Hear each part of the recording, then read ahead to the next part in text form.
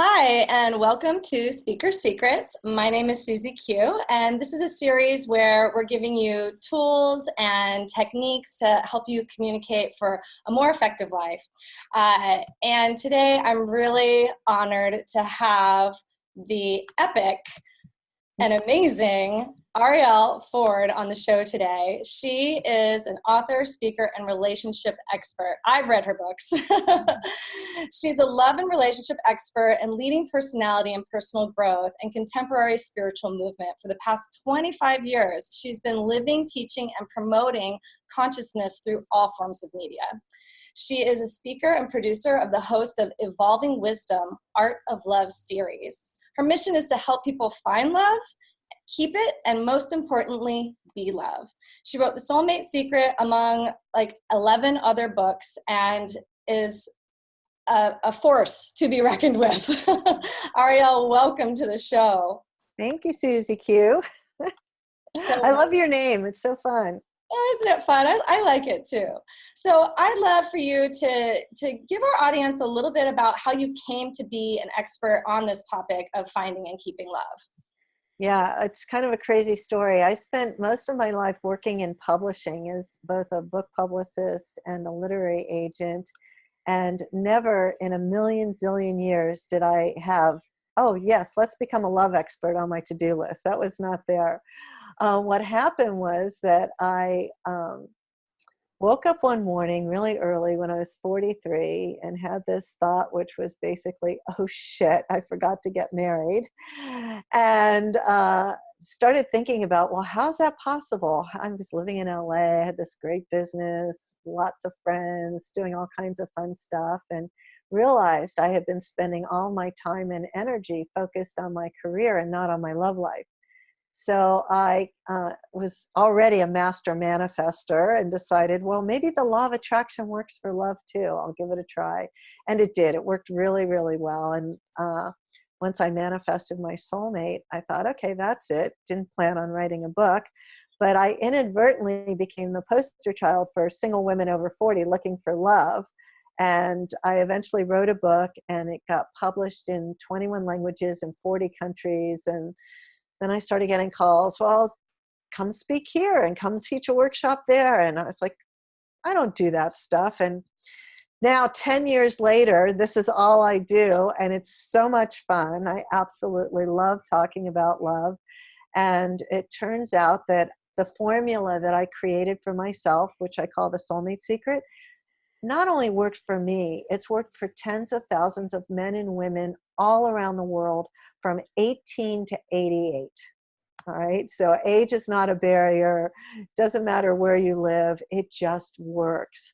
So that's sort of how I got to be with you here today.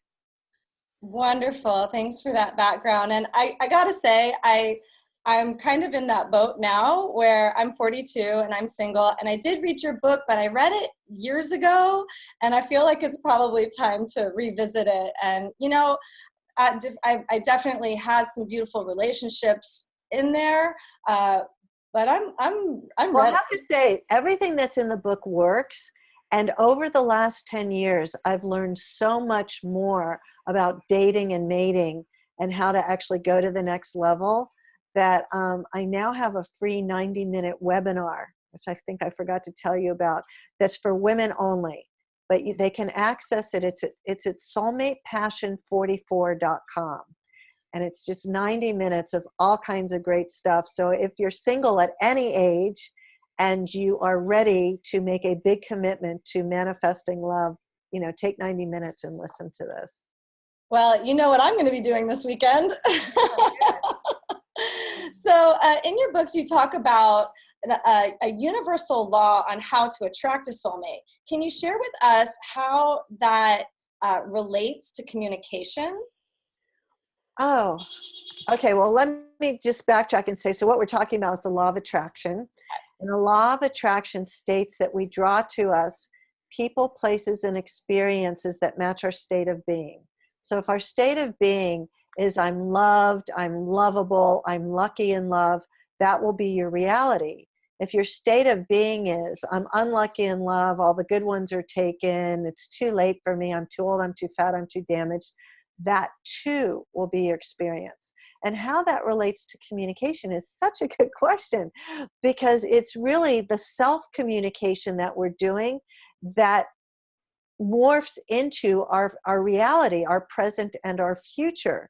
So it's really important that if you want to be successful in any area of your life, that you manage your thoughts, because my old friend Wayne Dyer always used to say, don't believe every thought that you have. And when we are believing the thoughts that we have, we are then manifesting that into reality, into the 3D world. So it's so, so important to have clarity about what your desire is. So if you're saying to yourself, well, I really want to be in a relationship, I really want to feel loved and cherished and adored, that's nice, but that's also implying that all that is missing. What might be more useful, the internal conversation is, aren't I the luckiest girl in the world? Mom loves me, dad loves me, sis and brother love me, my best friends love me, my coworkers love me, my cats and my dogs love me. I have so much abundance of love. I'm just so excited for when my romantic soulmate lover shows up. That's the kind of communication you want to have with yourself. And on the days when you're having the opposite, which you will, and we all do, it's important to stop it. Just be aware. Oh, I'm having a negative limiting thought. Let me change that. And the way I do it is I start by saying cancel, cancel. And then I create a new thought that's even better. So if I'm having the thought, and this is the one I have a lot lately, when I get up in the morning and look in the mirror, oh my God, those bags under your eyes are just awful. And then I think cancel, cancel.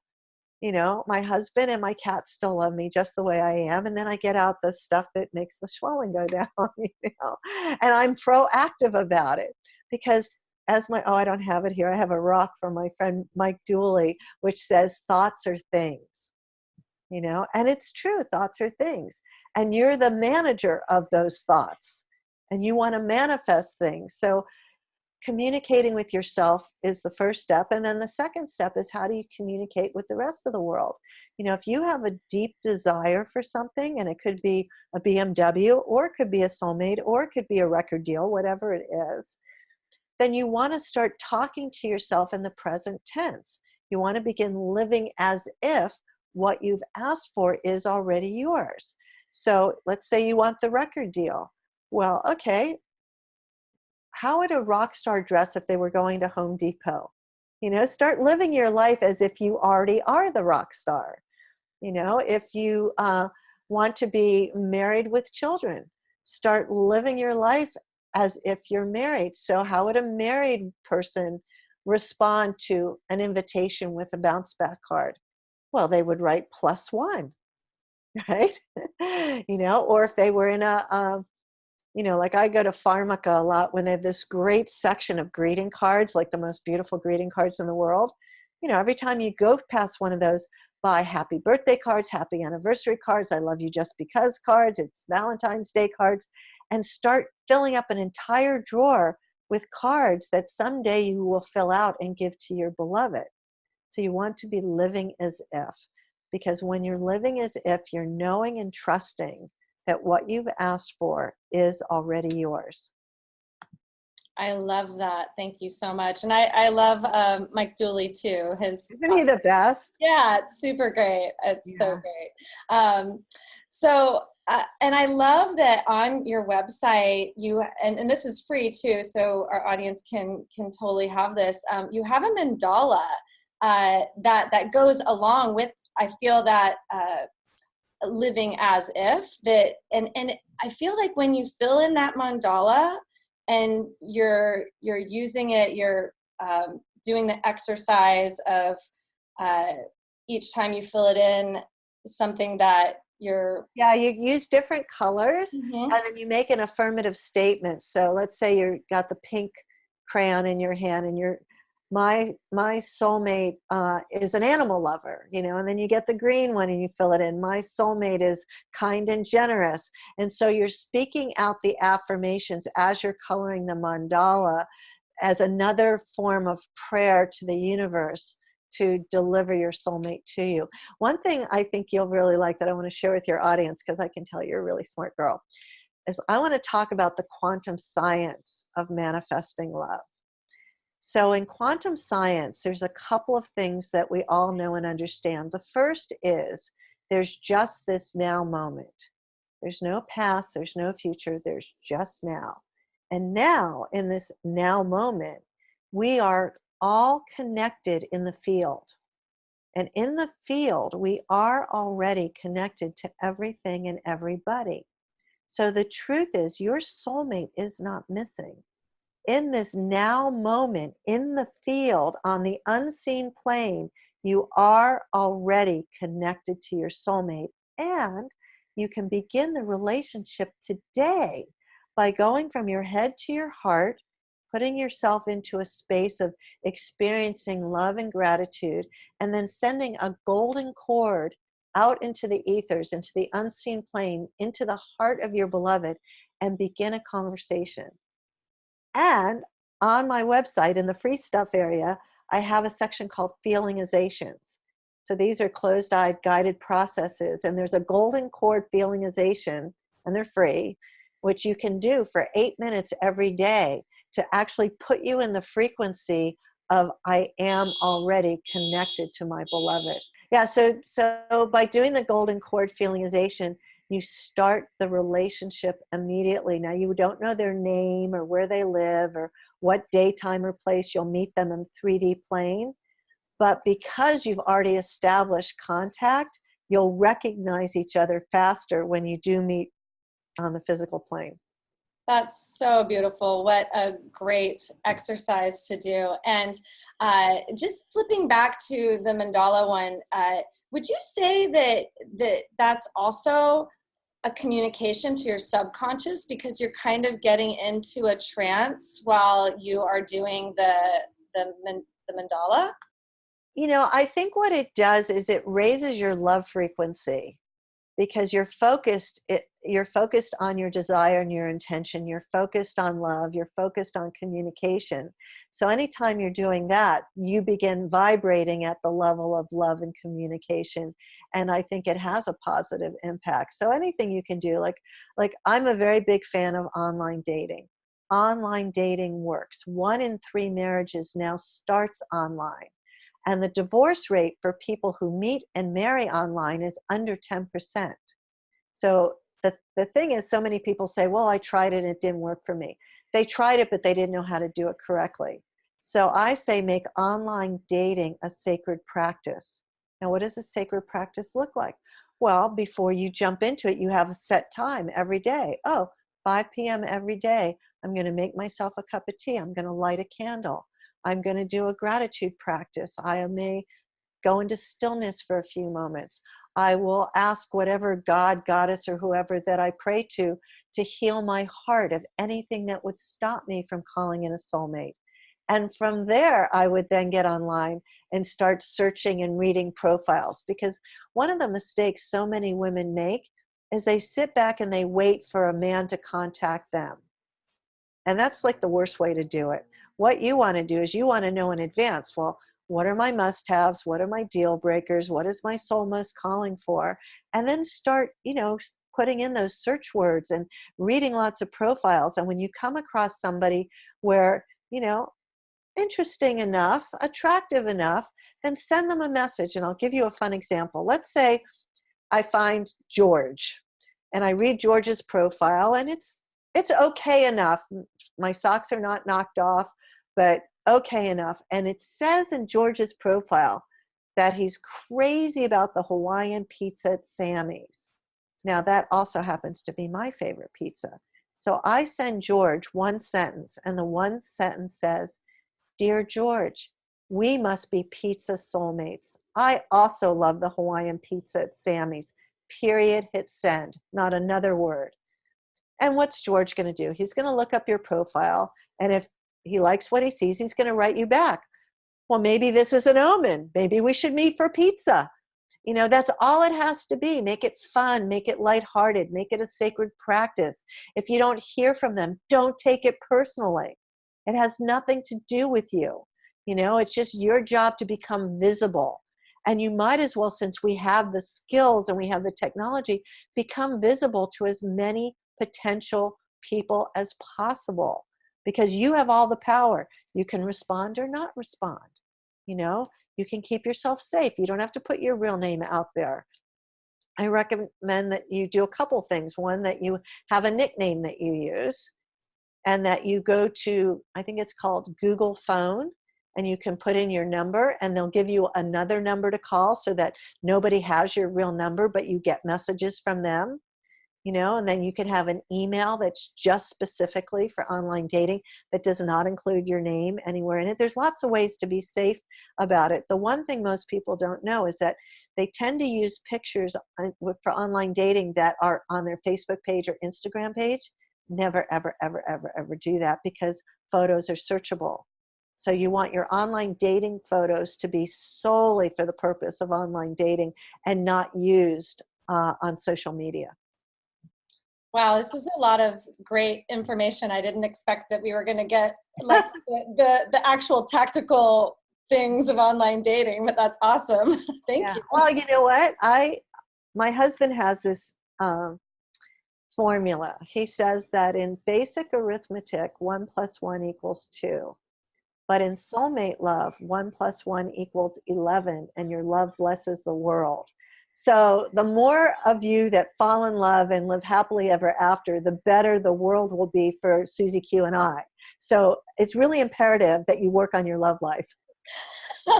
I love that, you know, that our happiness just begets happiness for the entire world, because that's what I always talk about too, even with world peace, is how with my clients and my yoga students is, you know, it starts within. It starts with loving yourself and healing the war within yourself.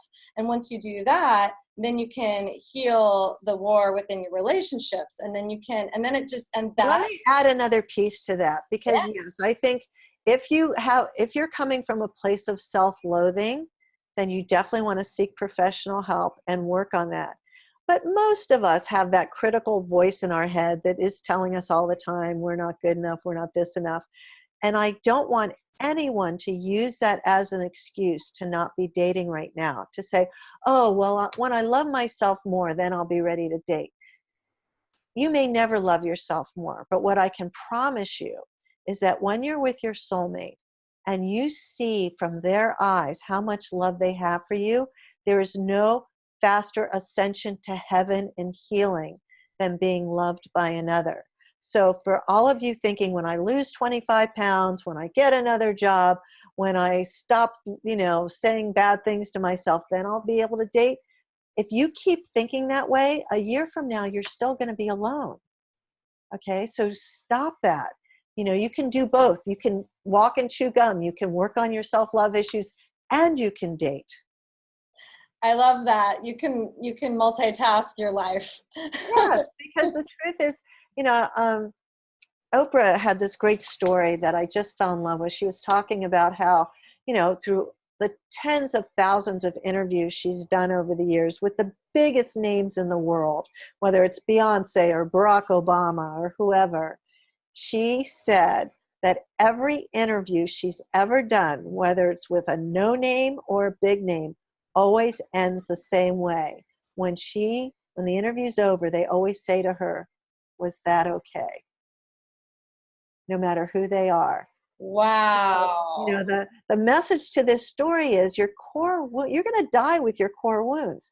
Now, doing self-help stuff is nice. It will teach you ways to mitigate the pain and to lessen the pain, but the pain's never going away. Whatever the core wound is, you chose it for a reason. You came into this life for a reason, and you will find ways to heal the rest of your life, but it's never leaving. So if you're sitting back there thinking, okay, nobody's going to love me, you know, I'm not capable of real love until I get to a certain place, that's just stupid. Yeah. Moving forward in spite of your fears, in spite of what Because right now, who you are is enough. You are lovable enough. And you want to find somebody that you can completely be yourself with, who's going to love all your defects and all your quirks and all your weirdness, and is just going to worship you for the goddess that you are, flaws and all. Absolutely. Yeah. and and just going back a little bit, I love that you made the online dating a ritual, like light a candle, do it at the same time, have a gratitude practice, because that starts out, that kind of like sets the foundation of your inner communication, to where then you can, you know, put that golden cord out and see where it might go. Yeah, and another thing you can add to that is, you know, if you have loved ones on the other side whose taste you trust, ask them to help you. Ask them to send you someone. So as part of the lighting of the candle ritual, just call in who's ever over there that could be a support, whether it's a grandmother, a friend, or a cousin, or, you know, it's just somebody you knew along the way that had impeccable taste, okay? Because just because they're on the other side and out of body doesn't mean they have good taste now. So you want somebody who, you know, if they were still in body, you would have trusted them to choose for you. And this goes back to the quantum field, where time isn't happening like linear like this, but it's actually happening up and down like this. So it's all happening at the same time. So Yes. we can communicate with anyone, Yes. anywhere. It's the true instant messaging, you know, because the veil, there's, you know, there's no separation. They're here with us now. We're surrounded by them now. And they won't help you unless you ask. It's kind of one of the rules of heaven. You know, they don't get to give you unsolicited advice. You have to say, hey, I could use a little help here. Yeah, yeah. So I'm wondering, I mean, I know you've probably already covered this, but I'm wondering what's like the most important thing regarding communication when you are looking to find or then keep love? And is it different? Is it different when you're looking for love than it is when you're keeping it? No, I think you want to be as honest as you possibly can be. And I think the other thing to know is that Harville Hendrix says there's no such thing as constructive criticism. All criticism is a form of violence. All criticism is a form of violence, which means if you are in a relationship and you are up on your high horse and you think you've got to give somebody feedback, you really need to think again how you're going to do it. Like, A, have they asked for the feedback? You know, and B, what's the sweetest, kindest, most gentle way you could deliver an important message? And I'll give you an example of this. My sister died 6 years ago after a very long, slow, painful cancer journey.